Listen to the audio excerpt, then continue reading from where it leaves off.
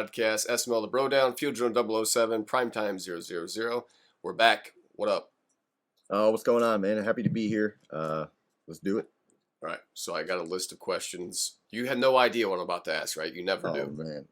No. So that's just your complete off the cuff or original thoughts, and we're going to go at it right now. Yeah. So Okay. my last podcast, I had meats, right? Yeah. So that's the first topic is meats. Do you think, based on his reactions, he's not really there in chat or on Twitter like he's kind of, since I've been in the league, back at the league this time, he's been gone over the last month. I haven't really seen him be quite as active as he is. Obviously, his dominance or his winning ways are not quite there. He's not the regular season darling that he once was. He's kind of second or third fiddle to Dump or Nardi right now. Do you think that if he continues to lose, that he's going to retire? And what do you think his issues are right now? I guess answer that question first, and then answer if you think if he continues to lose, if he will retire. Yeah, I think that the thing about Meats is he's in a really good division right now. He plays RD twice. He plays Dump twice. Mm-hmm. And Tiny's all right. The problem is, and I said this before the cycle even began, Meats is in a different chapter now. He's working. Before he was like an intern guy, making 15 hours, 20 hours a week. Sure. Now he's putting in 50 or 60 hours a week For the Amazon. He's going ham. Yeah, it's going ham. He's going ham. So that alone, that's a change of pace for him. He's got a lot going on. Mm-hmm. But at the end of the day, I think after he gets past this adjustment, he's going to start winning some games again. And I think that we're going to see a new Meats, because losing does one of two things. You'll either fight through it and you'll get motivated and push forward, or you'll crack. You'll just crack underneath the pressure. It'll be interesting to see what he does. I don't foresee a retirement. I know he's got some things in the background. He's prepping for streaming and stuff. Mm-hmm. So I don't see that happening, but I think his window might be closed as a legit Super Bowl contender. Yeah, I agree with that. Also, I'm on his Daddy Leagues page right now. If you look, he's 1-2. Did you know he started 1-2 already? Yeah, I'm looking at that as well. So he's 1-2. You look at his passing, 32 of 42, really efficient. 5 tutties, 1 interception, only 400 yards though across 3 games. So that's not that impressive for him. Running 355 yards a game. That's about 100 yards a game. Only 1 tutty. Only one tutty. The tutties are not there. So I think you talk about the competition. Who's he played so far? Let's take a look at that. He's 1-2. He's played the Giants, which he lost to Rowanka, which he used to make Rowanka his bitch. Rowanka has, his greasy hair slicked back. He's ready to play. He played Tiny, which he beat Tiny. He lost to Coach Pauly. So really, the only guy and the Giants are 3-1, so you can't discredit what Rowanka's done this year. But the only true annual or perennial contender he's played so far has been Pauly, and he's only won 1 game. So I think if you look at it, you say his division's good, which I would agree with that. He's in a good division. I think the team is not near as good as what he had last year with Lamar Jackson. The abilities are dialed back a little bit this year. The pass rush, which he claims was heavily predicated on how he plays defense, that's not there. And I guess we could look at his stats real quick. He's got maybe 2 sacks on the season. So that's not that impressive. But really I'm hoping that Meats can pull it together. The young prodigy this feels like a little boy whose dog has run away, or, just somebody that's just getting absolutely just beat down, with life. And it's sad to see, So Meats, get it together, bub. We're going to move on. I mentioned retirement, okay? This is the kind of little caveat for the next question. And you talked about it last season. You said there was going to be an SML OG that was going to retire. And I've noticed it in a couple comments on streams and stuff like that. Woods has said that, prime super secret retirement chat. Was Woods the guy you were talking about last year? Was there actually a guy at all? Were you just trying to drive headlines? Or who is this OG that's looking at retirement? Yeah, it wasn't necessarily an OG, but KJ was about to retire. Yeah, he took a break. Me being the GOAT, we negotiated it out. We got him on a break. And, hey, that break has done nothing but wonders for KJ. Mm-hmm. I know he doesn't win a lot of games, but all he did was come back and nearly upset Future Empire in his first game. Right. And then he turned around and he beat the Chiefs 21-38. Him and Raider fan had a little bit of jawing back and forth. Raider fan said that running back's going to go to waste in Pittsburgh. And all that running back did was put up 165 yards and a touchdown against the Chiefs. So that was kind of cool to see. Yeah, Clinton's got 235 yards and 4 tutties to start the season. That's pretty respectable. It's a lot better than what I'm doing out there. But when you look at it, Jack Adams, for one, who the fuck is Jack Adams? Okay? X Factor, believe it or not. X Factor.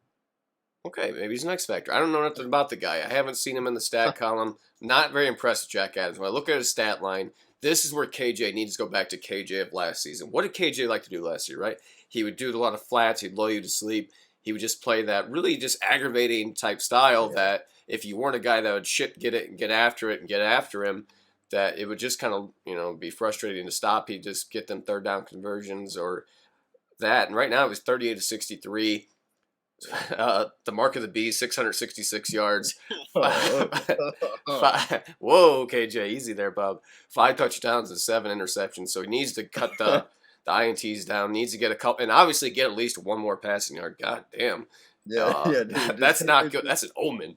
Dude, you need to throw a screen pass the first play. Yeah, not good. That's not good by KJ. So he nearly upset Future, like you said. They lost 34-27. He kind of got his cheeks clapped by Rowan Cook, 38-17. And then, Raider, he was out there working out. He had a couple brewskis. He was double fisting, just bloop, bloop, bloop. And then Raider just absolutely got that Tom and Jerry. Yep, he got spanked. 38-21. So KJ's in a bye week. If you look at his season going forward, NYT's not looking so hot. He's got NYT. He's got, Demuse, the Chargers. Death Wish. Death Wish. He's got Gramazins, who's turned it around. He's got some games he can win. I feel like he's got a pretty favorable schedule. So good luck to KJ. I hope that he can turn it around. Yeah. But that was just kind of my question. Who was this mysterious retirement person? Yeah. I did a giveaway. I don't know if you saw it or not, if you were aware of all that going on. Yes, but what'd you think? Was it something that you added any type of value? Do you think that's something, not necessarily doing expensive giveaways, but even if we do like a headset or not like a $100 headset, but just like this little Amazon thing I got on, I'm sure some guys would prefer something like that. Do you think that that's anything that adds value or a little bit of buzz? I wasn't seeing a whole lot of buzz about it, but when I initially did it, I saw some comments, and then obviously some guys got in it when I did the live stream. What did you think about the whole thing? Yeah, I think the giveaways and stuff like that's always good. We could do shirts, mugs. I did a Yeti mug at the end of last year. Sure. There's definitely a lot of options you can do, and it just adds an element to the league. Not a lot of leagues do stuff like that. Obviously we had the raffle PS5. We've done so many things. It's just another element that we try to do to separate ourselves, and it's fun to do as well because it hopefully somebody wins it that's appreciative of it. Yeah, I hit up to October. He just gave me his Addy, so we'll get that taken care of. Brings me to the next subject. I want to go to Nashville to do an SML meet and greet, possibly in May. Would you be DTF? Yeah, I'm down for anything. I know we talked about it, and then there's some guys that are saying wait till the COVID regulations. I don't know what the COVID regulations are down there, even down there. Either. So I mean, it's interesting, and you don't got to go for a week. You can go for a weekend. You drive down, you come back Sunday night, whatever. So I think even if you get 5-6 guys, Raider be out there, be shit faced, it'd be a good time. It'd be a good time. It'd be a good time for sure. So we're gonna talk. That's definitely out there. So if you guys are interested in the meet and greet, the Nashville boys know what's going on down there, what there's to do. I think May would be a good tentative time. So we're like in the middle or late of May would be a good time to go. I feel like we're gonna be opening up here. Let's talk, and then you could always do something else, later on down the road too, if you wanted for a weekend, go elsewhere for a weekend. But yeah, I want to switch to something else I just noticed in my pregame. Matty Ice, okay, Matty Ice is a guy that complained about his quarterback, Drew Lock. That's my problem is Drew Lock. My problem is Drew Lock. He's 4-0 right now. He took Tiny 31-19. He took October 31-21. He played the Jets, Latin Yank 20-13, and he beat as it Coop is the Titans, right? Yeah. 31-10. So really, he's not played the top tier of guys, but he got a really good start to his season. 4 wins is a lot better than what I'm at right now. He's got Coach Pauly, he's got Latin Yank, he's got Bomber. So right there, if he loses both to the Dolphins and Bomber, he's still looking at what, 6 wins, being 6-2. I mean, he could very easily, contend to get compete against the Bills. He's gonna have a struggle against you. The futures games are always pretty close. He's got Dump. Woods is kind of Meats, as we talk about our darling child, he's hurting right now. Meats is not the Meats of old, Coach Pauly, and then against RD at the end. So I feel like the Patriots could possibly be in the playoffs this year. What do you think? Is it too early to call it? Is it just a little beginner's luck because of a lackluster schedule? What do you think about Matty Ice? Yeah, that's definitely a heck of a schedule to start off. Sure. Only one team has not just a 500 record, but only one of those teams has a win so far. So that's a pretty light schedule to start. I think that he's just given that start alone. I'm thinking he'll start off 5-6-2, and then he's gonna hit a rough patch in the middle and the end of that schedule. I mean, he plays RD, Dump, Meats, myself, Pauly twice, Bomber. I mean, that's some tough games, but I think he's gonna get in. He missed last year. Death Wish made it. I'm not sure if Death Wish makes it again. Mm-hmm. So he's at least. I'm not sure if he's going to win his division, but I can definitely see him coming in at a 6 or a 7 seed for sure. And his running game's been pretty good, 400 yards. He's done a pretty good job of distributing the passes between different receivers. But really, what's gonna hurt him? He's completing a lot of his passes, 52, 74, 70%, 896, 7 tutties, 6 INTs. That ratio is probably going to get worse, I would assume, as the season goes on. So he's got to try to keep his turnovers under control if he hopes to maintain it. Let's move on to, and this kind of basically alluded to, the contender versus pretender route. When you look at the guys, the first, according to Daddy Leagues, the top 10, you're looking at Bomber, Matty Ice, the Chargers, Bengals. Let's go contender, pretender. Bomber. Contender. Matty. Pretender. DW. Pretender. The Bengals. Pretender. Okay. Pauly. Contender. Future. Pretender. Wow, pretender. Colts. Yeah. Colts. Oh yeah, contender all day. Okay. Dirty Dan. Pretender. Wow. The Titans. Let me back up. A pretender as well on the Titans. Here's the thing about Dan, and I just played him again. Mm-hmm. He gets a lot of free passes. I know he's got the click that supports him quite a bit. Right. But he's 3-2. Now at the beginning of this cycle, I was losing some more games, and I had a scrub quarterback, and I'm washed up if I lose with a scrub quarterback. But now Dan purposely trades a star away, and they're saying, "Oh, it's just a down year. He's still a contender." Blah blah blah. But here's the deal: he shouldn't have beat the Browns. He lost to Colt 45. Mm-hmm. He played Death Wish really close, and he played like crap against me, and I didn't even have J.J. Watt. I mean, this Broncos team is not as good as it was last season because he traded away a star quarterback. I mean, and he's struggling in that quarterback. I don't mean to cut you off, but he's 13 tutties to 10 INTs. So he did really well against me last night. He was check down Jesus. He was really hitting the flat routes to the running back and, drags and flat routes, and I had no answer for it. And his defense, I thought his defense is still pretty good. Probably a top 10 defense. So I tend to disagree. I think he's a contender, especially if you start to look at, his schedule. I think maybe he started a little slow, but, he's got the Panthers. I think he'll beat the Panthers. He's got lawyer killers. Well, when we say contender, are we saying Super Bowl or just playoffs?